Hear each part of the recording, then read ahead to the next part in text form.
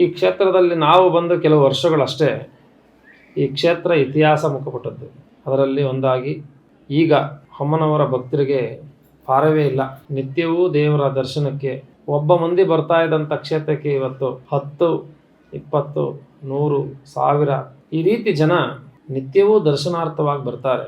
ಆದರೆ ಇಲ್ಲಿ ಬರೋ ಭಕ್ತರಿಗೆ ಯಾರಿಗೂ ಅಮ್ಮನವರು ಈ ಕ್ಷೇತ್ರ ನೀವು ಬನ್ನಿ ಅಂತ ಎಲ್ಲೋ ದಾರಿಯಲ್ಲಿ ಒಂದು ನಾಮಫಲಕವನ್ನು ಯಾರೂ ನೋಡ್ಲಿಕ್ಕೆ ಸಾಧ್ಯನೇ ಇಲ್ಲ.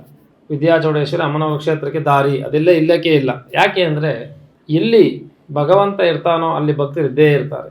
ಅದು ನಮ್ಮ ವಿಚಾರ. ಹಾಗಾಗಿ ಈ ಜಾಗಕ್ಕೆ ಮಹತ್ವ ಬಂದಿರೋದು ಈ ಜಾಗದಿಂದನೇ ಹೊರತು ಎಲ್ಲ ಹೇಳ್ತಾರೆ ಸ್ವಾಮಿಗಳು ಇಲ್ಲಿ ಶಾಸ್ತ್ರ ಹೇಳ್ತಾರೆ, ಅಮ್ಮನವರು ಪ್ರಶ್ನೆ ಬರೀತಾರೆ ಅಂತ. ಇದೆಲ್ಲವೂ ದೈವ ಸಂಕಲ್ಪದಲ್ಲಿ ನಡೀತಾ ಇದೆ ಹೊರತು ನಮ್ಮ ಇಚ್ಛೆಯಿಂದ ನಮ್ಮ ಚಿತ್ತದಿಂದ ಏನೂ ನಡೀತಾ ಇಲ್ಲ. ಕೆಲವರು ಹೇಳ್ತಾರೆ ದೇವರು ಹೆಂಗೆ ಹೇಳುತ್ತೆ, ದೇವರು ಹೆಂಗೆ ಬರೆಯುತ್ತೆ, ಇದ್ದಕ್ಕಿದ್ದಾಗೆ ಹೇಗೆ ಹೇಳ್ತಾರೆ ಅಂತ. ಇವೆಲ್ಲವನ್ನು ನಾವು ಚರ್ಚೆ ಮಾಡೋಕ್ಕೆ ಹೋದರೆ ಈ ಚರ್ಚೆಯಲ್ಲಿ ಸಿಗೋದು ಒಂದೇ ಭಗವಂತನ ದರ್ಶನ. ಕೆಲವರಿಗೆ ದೇವರು ನೋಡಬೇಕನ್ನೋ ಆಸೆ, ಕೆಲವರಿಗೆ ದೆವ್ವ ನೋಡಬೇಕು ಅಂತ ಆಸೆ. ಹಿಂಗೆ ಒಬ್ಬ ಮಹಾತ್ಮರು ಕೂತಿದ್ರಂತೆ.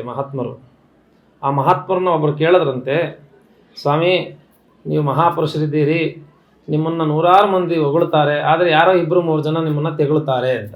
ಆಗ ಮಹಾತ್ಮರು ಹೇಳಿದ್ರಂತೆ, ಹೊಗಳೋರು 100 ಮಂದಿ ಇದ್ರೂ ನಮ್ಮನ್ನು ತೆಗಳೋರು 3 ಮಂದಿ ಇರಬೇಕು. ಅವನು ಹೊಗಳಿ ಖುಷಿ ಪಡ್ತಾನೆ, ಇವನು ನಮ್ಮನ್ನು ಬೈದು ಖುಷಿ ಪಡ್ತಾನೆ. ನಾವು ಯಾವಾಗಲೂ ಹೊಗಳೋರಿಗೂ ಅನುಗ್ರಹ ಮಾಡಬೇಕು, ಬೈಯೋರಿಗೂ ಅನುಗ್ರಹ ಮಾಡಬೇಕು, ಅದೇ ಗುರುವಿನ ಕಾರಣ್ಯ ಅಂತ ಹೇಳ್ತಾರೆ. ಹಂಗೆ ಈ ಅಮ್ಮನವರ ಕ್ಷೇತ್ರ ಎಲ್ಲರನ್ನೂ ಅನುಗ್ರಹಿಸ್ತದೆ. ಒಂದು ಸರಿ ಎಲ್ಲೋ ಇದ್ದು ಈ ಕ್ಷೇತ್ರದ ವಿಚಾರವನ್ನು ಸುಮ್ಮನೆ ಚರ್ಚೆ ಮಾಡೋದು ಬದಲು ಒಂದು ಸಲ ಕ್ಷೇತ್ರಕ್ಕೆ ಎಲ್ಲ ಬನ್ನಿ, ಅಮ್ಮನವರ ದರ್ಶನ ಮಾಡಿ, ತದನಂತರ ಅದರ ಬಗ್ಗೆ ಚರ್ಚೆ ಮಾಡೋದಿದ್ರೆ ನಮ್ಮಲ್ಲೇ ನೇರವಾಗಿ ಚರ್ಚೆ ಮಾಡಿ. ನಾವು ಅದಕ್ಕೆ ಯಾವಾಗಲೂ ಸಿದ್ಧವಾಗಿರ್ತೀವಿ. ಯಾಕಪ್ಪ ಅಂದರೆ ಕೆಲವರಿಗೆ ಒಂದಿಷ್ಟು ಯಾಕೆ ಇಷ್ಟು 1000 ಜನ ಇಲ್ಲಿ ಹೋಗ್ತಾರೆ, ಆದರೆ ಈ ನಮ್ಮ ಕ್ಷೇತ್ರದಲ್ಲಿ ಮೂರ್ತಿ ಚಿಕ್ಕದು, ಕೀರ್ತಿ ದೊಡ್ಡದು. ಯಾವಾಗಲೂ ಅಷ್ಟೇ ಮೂರ್ತಿ ಚಿಕ್ಕದಾಗೇ ಇರಬೇಕು, ಆ ಕೀರ್ತಿ ಇಡೀ ವ್ಯಾಪಕವಾಗಬೇಕು, ಇಡೀ ಜಗತ್ತನ್ನೇ ವ್ಯಾಪಕವಾಗಬೇಕು. ಹೇಗೆ ಕಾಶ್ಮೀರ ಪುರವಾಸಿನಿ ಅಂತ ನಾವು ತಾಯಿ ಶಾರದಾ ಅಮ್ಮನವರನ್ನು ಕರಿತೀವೋ, ಶಾರದಾ ಪರಮೇಶ್ವರಿಯನ್ನು ಕರಿತೀವೋ, ಹಾಗೆಯೇ ಈ ಜಗತ್ತಲ್ಲಿ ಒಂದು ಶಾರದಾ ದೇವಸ್ಥಾನ ಅಂತ ಎಲ್ಲ ಕಡೆ ಇರುತ್ತೆ. ಆದರೆ ಮೂಲ ಸನ್ನಿಧಾನ 2 ಇಡೀ ಭಾರತ ರಾಷ್ಟ್ರದಲ್ಲಿ. ಯಾವುವು ಅಂದರೆ ಒಂದು ಕಾಶ್ಮೀರ, ಒಂದು ನಮ್ಮ ದಕ್ಷಿಣಮ್ನಾಯ ಶೃಂಗೇರಿ ಶಾರದಾ ಪೀಠ. 2 ಈ ವಿಶೇಷವಾದಂಥ ಒಂದು ಮಹತ್ವವಾಗಿರುವಂಥ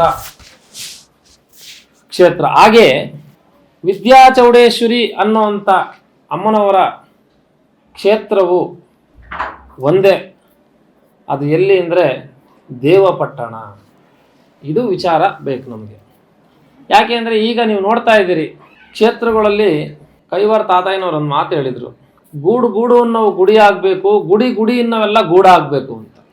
ಗುಡಿ ಅನ್ನೋವೆಲ್ಲ ಗೂಡಾಗಬೇಕು, ಗೂಡು ಅನ್ನೋವೆಲ್ಲ ಗುಡಿ ಆಗಬೇಕು ಅಂತ.